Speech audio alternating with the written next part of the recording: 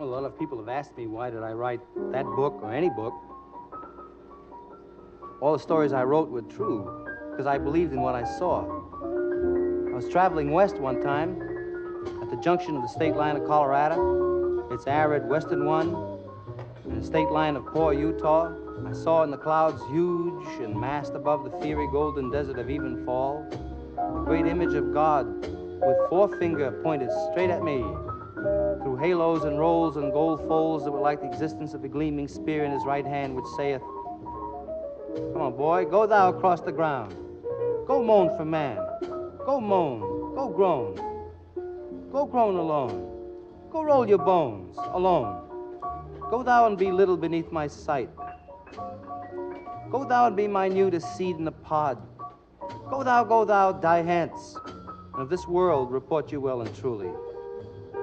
Anyway, I wrote the book because we're all gonna die. In the loneliness of my life, my father dead, my brother dead, my mother far away, my sister and my wife far away. Nothing here but my own tragic hands that once were guarded by a world, a sweet attention, that now are left to guide and disappear their own way into the common dark of all our death. Sleeping in me raw bed alone and stupid, with just this one pride and consolation. My heart broke in the general despair and opened up inwards to the Lord. I made a supplication in this dream. So in the last page of On the Road, I describe how the hero, Dean Moriarty's come to see me all the way from the West Coast just for a day or two.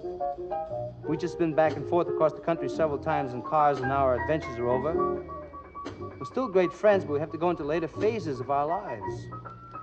So there he goes, Dean Moriarty, ragged in the moth-eaten overcoat he brought specially for the freezing temperatures of the East, walking off alone, and last I saw of him, he rounded the corner of 7th Avenue, eyes on the street ahead, and bent to it again. Gone.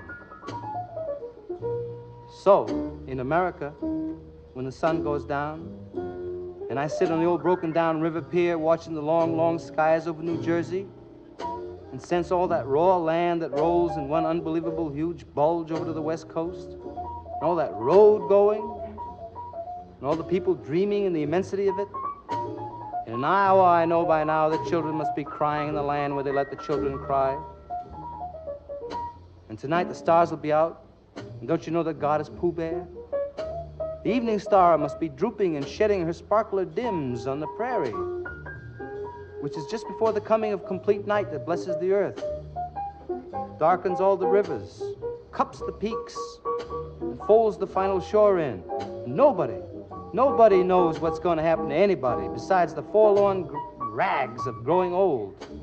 Think of Dean Moriarty, I even think of old Dean Moriarty, the father we never found. Think of Dean Moriarty, I think of Dean Moriarty.